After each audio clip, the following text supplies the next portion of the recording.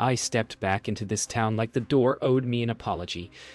And I wasn't here to wait for one. The air tasted like old rumors, thick and stale, the kind that once wrapped around my throat while they laughed at the sound I made trying to breathe. My footsteps cracked against the pavement, louder than the morning quiet, louder than the years they thought had broken me. Windows shifted, voices hushed. Even the cold seemed to lean in, listening for the shape of my anger. I didn't run from this place. I rebuilt myself where they couldn't watch the pieces sharpen. And now every mile I walked back was a promise I meant to keep. Their stories about me won't survive the truth I'm carrying. Not today, not anymore. But what happens when the pain they mocked comes home wearing my face? What does a woman owe the people who fed on her silence? How long can denial hold its breath before it drowns? And when the first lie shatters, who will they blame for the sound? Tell me, are they ready for the question I came to ask them, or should I let it burn a little longer? Coming back wasn't the hard part. Standing still was. Every corner carried an echo of who I used to be, the girl they carved out of rumors and tossed around like it cost them nothing. But this time, their whispers didn't crawl under my skin. They curled at my feet like smoke, easy to step over. I could feel the air shift, the way a room tightens when truth walks in before it speaks. Their memories of me are old photographs, faded, inaccurate, convenient. But mine? Mine stayed sharp. And as I walked past the places where their laughter once stung, I realized something simple. The girl they mocked never came back. Only the woman who learned to fight in silence did. I could feel the weight of every unspoken truth pressing against my ribs, begging to be released. But timing is everything. They needed to feel the tremble before the quake, so I walked slower, looked longer, made sure the fear had time to bloom. Every step brought me closer to the center of the life they built on top of my pain. And the closer I got, the quieter everything seemed, as if the whole town understood what they refused to admit. Their reckoning wasn't coming. It was already here, wearing my name like a warning. The town didn't waste time pretending. Word of my return moved faster than breath, slipping through kitchens and office halls, turning to questions no one wanted answered. I felt their eyes before I saw their faces, old ghosts wearing fresh clothes.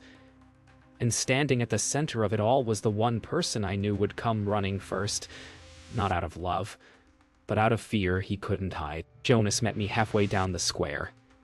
His steps uneven, his silence louder than any greeting. He searched my face for the sister he used to protect, but that version of me was buried long ago. Still, he tried to speak, his voice catching on words he wasn't sure he had the right to ask. Jonas kept asking if I was here to stir trouble, but the truth wasn't something he could swallow in one breath. He wanted peace. But peace was the lie that kept all of them comfortable, while I learned to live with scars they didn't believe I had. He tried to smile, tried to soften the moment, but even he couldn't pretend the past wasn't crawling back into the daylight. I left Jonas standing there because his fear wasn't my burden anymore. The people who needed to see me were just beginning to feel the shift in the air. And right on cue, Elias appeared at the far end of the street, surrounded by the quiet confidence of a man who thought he still controlled the narrative. He smiled when our eyes met. He always smiled before twisting the knife. Elias spoke to me like no time had passed, like the lies he told were harmless jokes, like the pain he mocked was just a childish mistake I should have outgrown. He reached for the past as if he could reshape it with charm alone. But I wasn't the girl who once trembled under his voice, so I let him talk. I let him laugh. And I watched the moment he realized the power he once had over me was gone, and it terrified him. When Elias stepped back, his smile cracked around the edges. Good. That was only the beginning. Every lie they told about me was finally trembling under its own weight. And I hadn't even spoken a single truth yet. As I turned away, I felt the whole town watching, waiting, bracing for the storm they once created. They wanted to know why I came back. Soon, they'd wish they'd never asked. The town tried to carry on as if my return was only a passing shadow. But shadows don't make people flinch. Truth does. And everywhere I walked, truth began to stir like dust in a long, sealed room. I wasn't here to confront them all at once. No.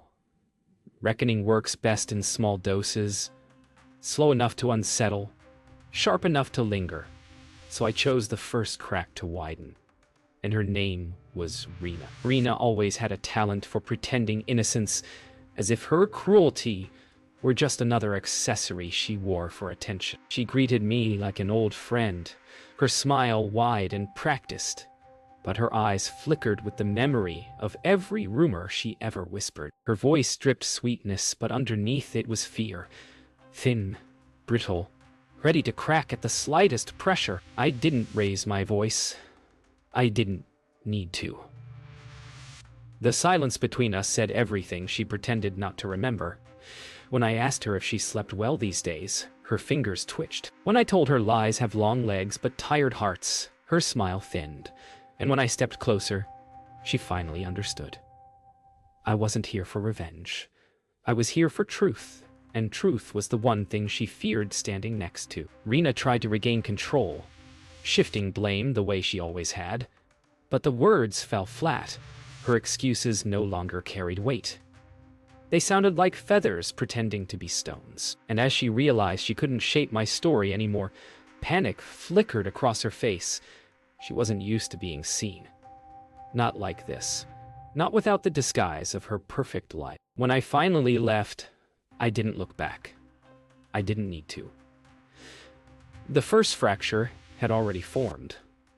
Rena would spend the rest of the day trying to stitch her composure together, but the thread was too thin.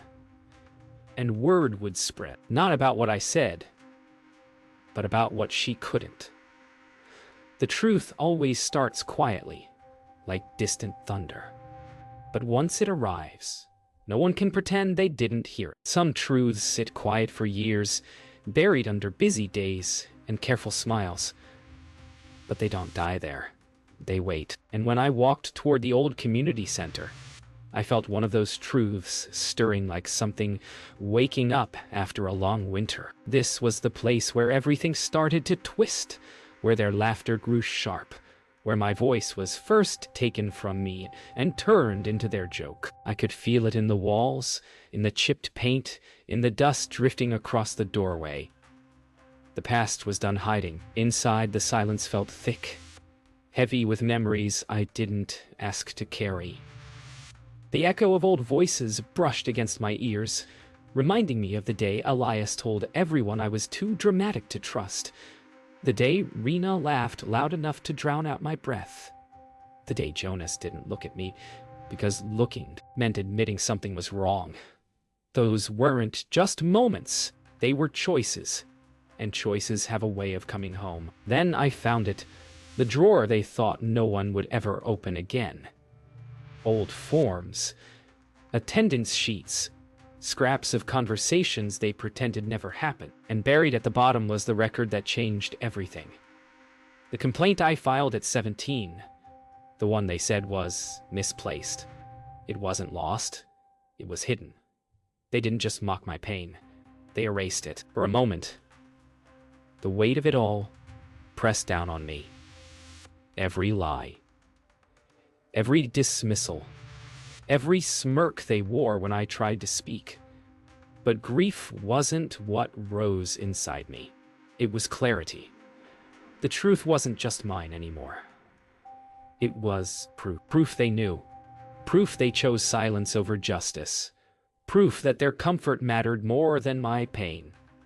And once truth has a witness, it stops being a secret. I walked out of that building knowing the tide had shifted.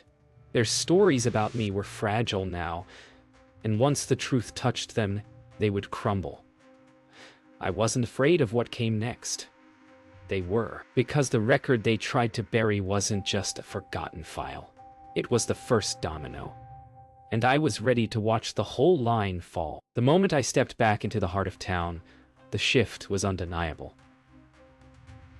People who once walked past me without a second glance now hesitated, whispering behind cupped hands. Rumors had begun to tremble, their shape changing as the truth I carried slipped through the cracks, and the ones who built their safety on my silence felt the ground tilting under them. Rena avoided the windows. Elias lingered in doorways. Jonas kept calling my name like it might pull us both back to a place that no longer existed. But the days of pretending were done. The first domino had already fallen. I headed toward the courthouse, not because I needed the building, but because I knew Elias would be there. He always hid behind authority, behind polished floors and polite greetings, pretending his charm was stronger than the truth. When he saw the paper in my hand, his smile faltered like a mask slipping in slow motion. He asked what I thought I was doing. I told him the truth was tired of being quiet. Elias tried every trick he knew. Soft threats, gentle warnings, the kind of coaxing that once made me question my own memory. But his words were brittle now, cracking under the weight of proof he never expected to see again. When he reached for the paper, I pulled it back.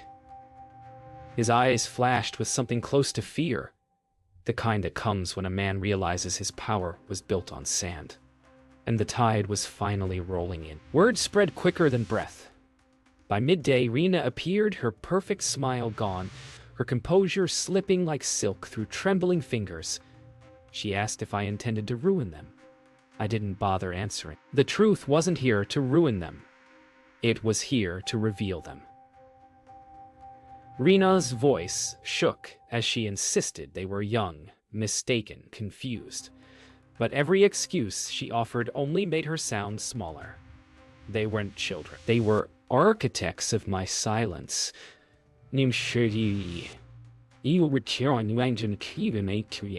By the time the sun dipped low, the town felt different.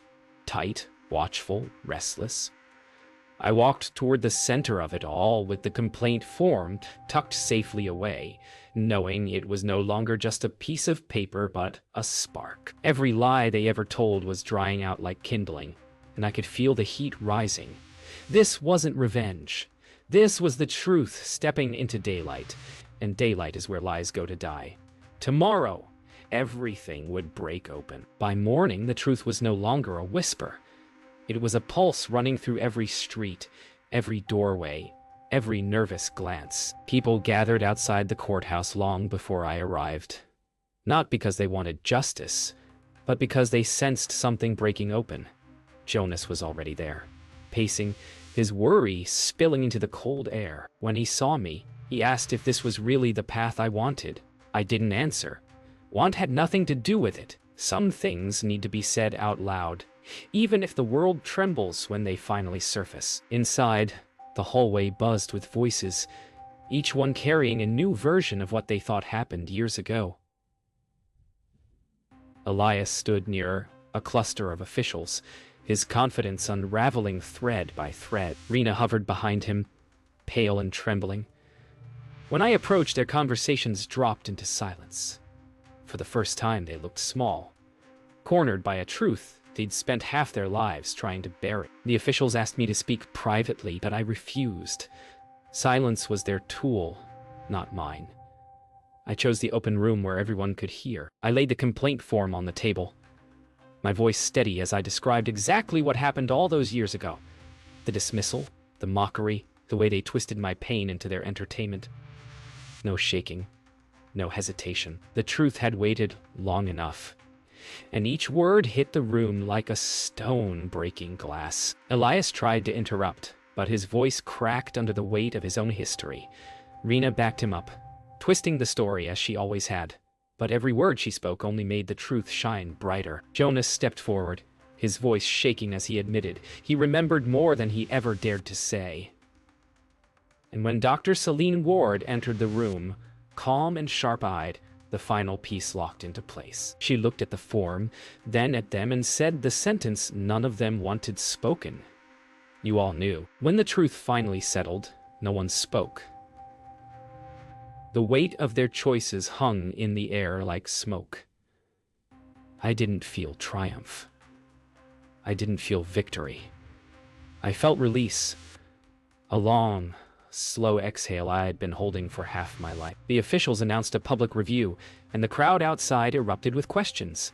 Elias and Rena slipped through the side door, exposed and shaken. Jonas reached for me, but I wasn't the one who needed comfort anymore. The truth was free, and so was I. And tomorrow, the whole town would see exactly what they helped create. By dawn, the town felt stripped bare. No more whispers. No more careful distance. Just truth sitting heavy in the air, impossible to ignore. I walked through the quiet streets, knowing the story they built around me had finally cracked open. People watched from windows, not with judgment this time, but with something closer to reckoning. And as I reached the square, I understood something I hadn't let myself believe until now. They weren't the ones deciding what happened next. I was. Jonas found me first, breathless from chasing after truths he'd spent years avoiding. He apologized, not with excuses, not with explanations, but with the kind of honesty that costs something. I listened because some wounds don't need revenge. They need acknowledgement. And when he asked if there was anything he could do now, I told him the only thing that mattered. Don't look away again. Elias and Rena arrived next. Not together, but pulled by the same unraveling thread. They looked smaller than I'd ever seen them, stripped of the confidence they once used as armor. Elias tried to speak first, but the words tangled in his throat. Rena stepped closer, her voice a quiet plea for forgiveness she didn't know how to ask. Their fear didn't move me. Their regret didn't erase anything. But for the first time, they weren't hiding behind charm or cruelty. They were just human, flawed, exposed, and finally facing the mirror they avoided for years. I didn't offer them forgiveness. That wasn't the point. Instead, I gave them the truth they'd run from. Their actions had consequences, and those consequences were theirs to carry now. They wanted closure as if it were a gift I could hand over. But closure doesn't come from the person you hurt. It comes from the work you choose to do afterward. I left them with that. No anger, no comfort, just truth. Finally unbroken. As I walked toward the edge of town, the weight I carried for half my life loosened, piece by piece, like chains finally falling away. I didn't need revenge to feel whole. I needed truth, spoken out loud and witnessed, and I had that now. The road ahead stretched wide and open, untouched by their stories, shaped only by mine. For the first time in years, I breathed without fear. My past wasn't a wound anymore. It was a reminder. I survived. I rose, I returned, and I left on my own terms.